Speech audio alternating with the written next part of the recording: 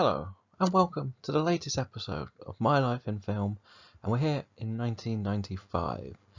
Here we're going to continue the top 10 favourite movies of each year of my life. So, without any further ado, let's jump in to number 10. Die Hard with a Vengeance. The third instalment of Die Hard comes back to New York City. Well, goes to New York City if we like.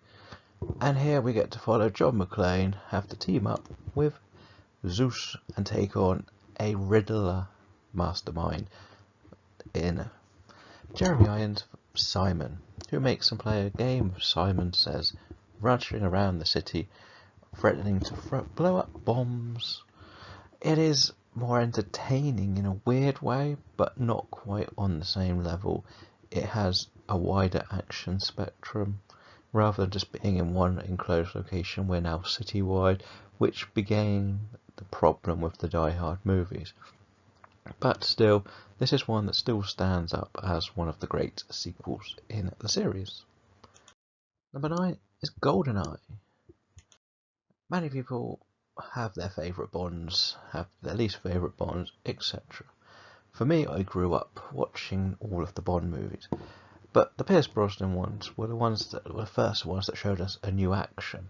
Like Sean Connery and Roger Moore had their tones, which were very, let's use the word, dated with how they acted.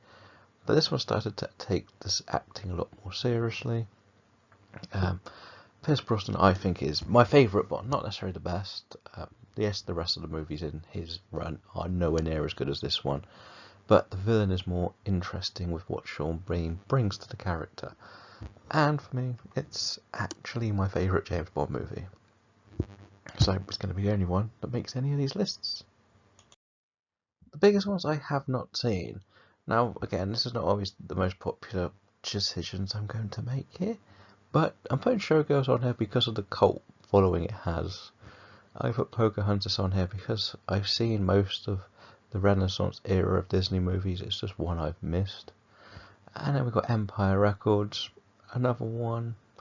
It's got a very big following, I just haven't ever got around to seeing it.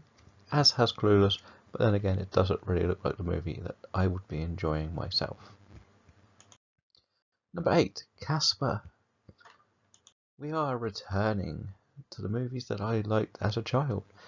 And I also love the TV show of Casper, so for me this is one that I just remember loving as a kid. Watching the new family move in and deal with Casper and the brothers causing mayhem. I could laugh a lot, and it has a very big emotional, impactful ending, which is very entertaining to watch. Number 7 is Jumanji. We're continuing the ones I loved as a kid, and Jumanji fills this perfectly. I know we've had a couple of very entertaining sequel reboots, whatever you want to call them, but for me, Robin Williams was perfect as Ellen Parish. Some of the special effects may have dated, but having it on a board game worked really well. It has a very dark idea of what would happen if you got sucked into a board game, but overall this is one that's a lot of fun, a lot of mayhem, well worth watching. Then we go on to films I didn't enjoy. Vampire in Brooklyn.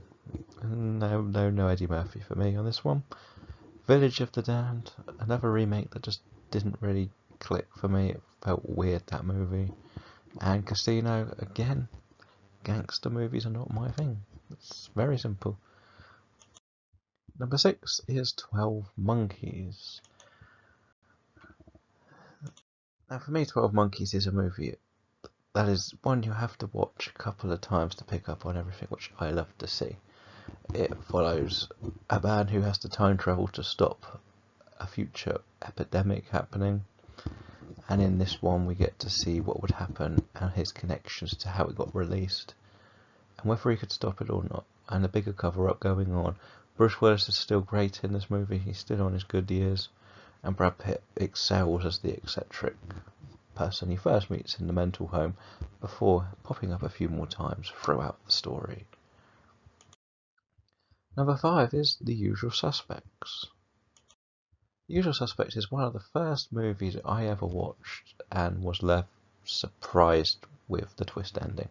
I know everybody kind of knows the ending now, but it was something I wasn't ever used to seeing a movie do that before. And it will always stick with me, the fact that, wow, that was really, really clever. It has such a great cast. I know we can't always talk about everyone involved in this movie anymore, but it still is considered one of the greatest thrillers, and it is one you really will enjoy if you want to watch something fresh. Number 4 is Before Sunrise. It took me a while to get around to watching the Before trilogy, and when you watch it, considering this movie is basically an hour and a half to 2 hours of just conversation, it is one of the most engaging movies you're going to see. It is brilliant from Ethan Hawke, not Ethan Hunt. I always mix them up. Ethan Hunt's not even real, but Ethan Hawke and Julie DePlee. Sorry if I pronounced that wrong. And it's just sort of about how you can meet a stranger and just connect in life, and spending one night with someone just talking can change everything. It's such an interesting idea for a movie, and it works so well. Number 3 is Toy Story. The animations that I would have grown up with. And for this one, we get two of the most iconic characters in animated film history.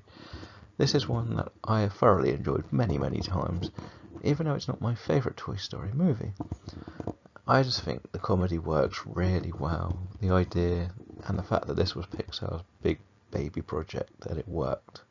Tom Hanks as Woody is fantastic, as is Tim Allen as Buzz. We could just sit here and enjoy this movie, laugh along with it.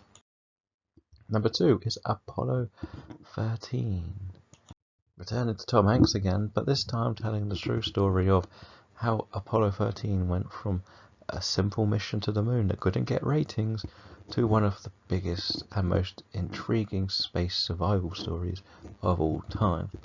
While we do know the outcome of this, it is still very intense to see just how they would have got out of the problem they found themselves dealing with while travelling through space with literally no technology and no simple way of surviving, and somehow the story ends with a happy ending. Tom Hanks, Gary Sinise, Kevin Bacon, Bill Paxton, what a cast you have here, just in awe of it. Essential watching for anyone who ever needs to learn about space travel. And number 1 is Seven. David Fincher's dark crime thriller that shows a mysterious killer coming after everybody using the 7 deadly sins. And again, a movie with a killer twist that will leave you shocked. This is everything you need to see if you want to see a movie done correctly. Keeps you guessing, has interesting characters, and when the villain appears, the motivation is there. It is a must-watch for all of the fans of the crime thriller genre. So, let me know what your favourite movies from 1995 are in the comments below, and see whether you agree or disagree with any of the movies on my list. You just have to say thank you for watching, and I hope to see you again next time for 1996. Goodbye.